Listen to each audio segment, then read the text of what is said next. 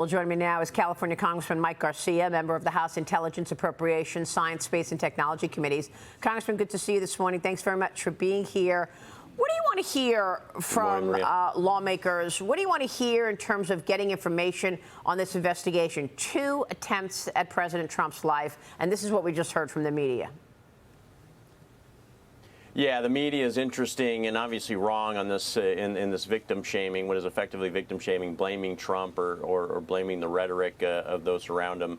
What we need to do is get to root cause. We need to figure out what happened with these 2 individuals. We need to figure out what has happened in terms of the actual security measures being put around the candidates, both President Trump and Kamala Harris. And figure out how to right-size this in real time. This isn't something that we have the luxury of time for. This is a vulnerability that is still there as of today, and we need to figure out what the right head count is to provide adequate security to both the candidates, and what's the commensurate budget footprint associated with that right head count, and to get that done in short order. Well, I mean, you're not hearing any of it, Congressman. How are you going to do that? I mean, yes, you're right. We need to hear a lot of stuff, but we're not getting any of it. We haven't heard from Alejandro Mayorkas at all. Not only is he overseeing the wide open border, but he oversees the Secret Service. What does he have to say?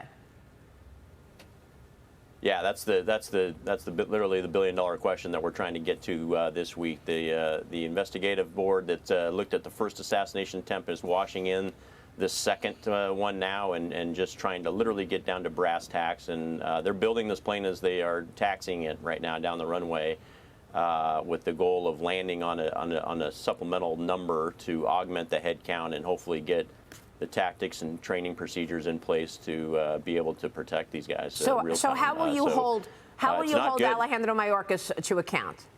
Are we going to hear anything from Mayorkas? Are any of your committees expected to subpoena him? How are you going to hold him to account? We all know what we need to know. Yeah, we all know that. We all know all roads lead to Mayorkas here. We have brought him in for the border. We've brought him in for other Homeland Security issues. He's going to come in. He's going to testify. He's not going to bring in right answers. He's not going to bring in an understanding of root cause analysis to this point.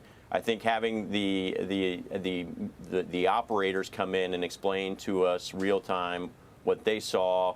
The middle management folks expressing where the gaps are and what the needs are. This is where we're going to learn the most. Okay. And the accountability of Mayorkas comes when this election is over, frankly, and he's either out of a job or we investigate him with President Trump in the White House. But he's not going to squeezing Mayorkas more is a fool's errand at this point on things like this. Jonathan Fahey, what about that? Jump in here, because as much as you want to pin it on Alejandro Mayorkas, he's also doing what he's told to do.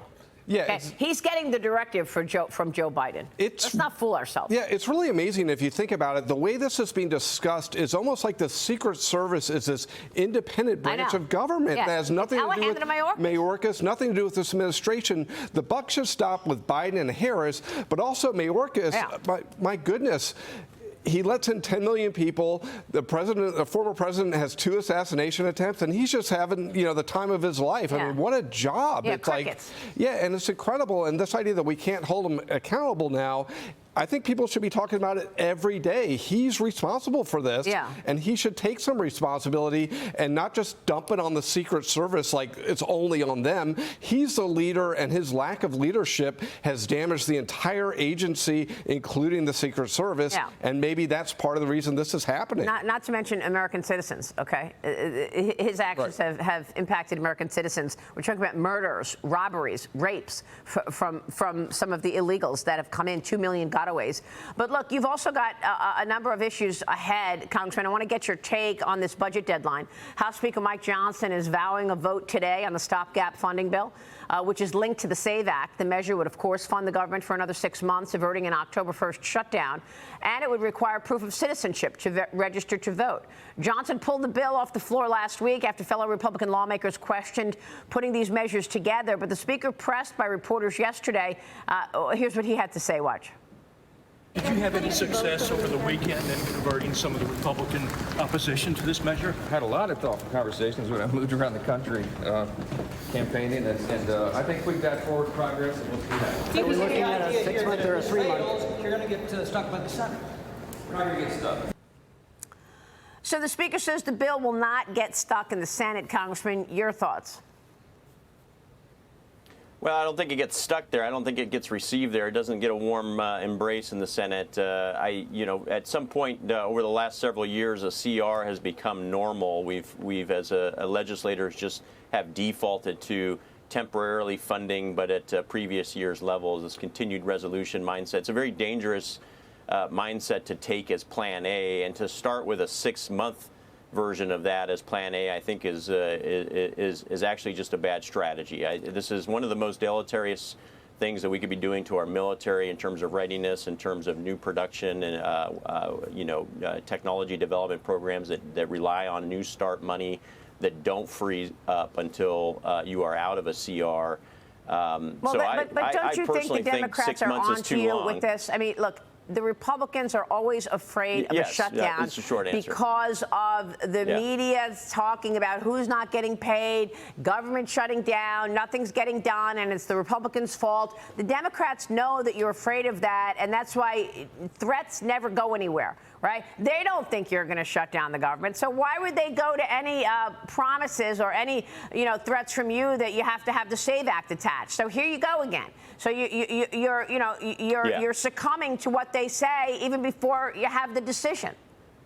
What you're saying, what you said to me, what you just said was you're not going to shut the government down because you're afraid that the Democrats are going to make it the Republicans' fault because they're going to highlight who's not getting paid during a shutdown. Correct?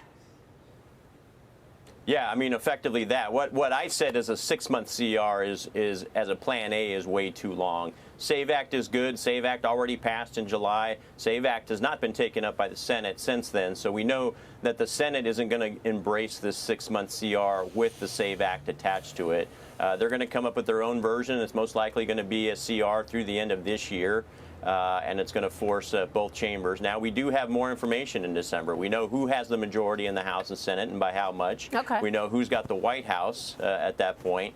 And so let's get clarity on who's running the government. And I'm okay with a shorter-term CR. Okay. But to just capitulate with a 6-month CR so early is a losing strategy. Understood. Congressman, thanks very much. We'll be watching.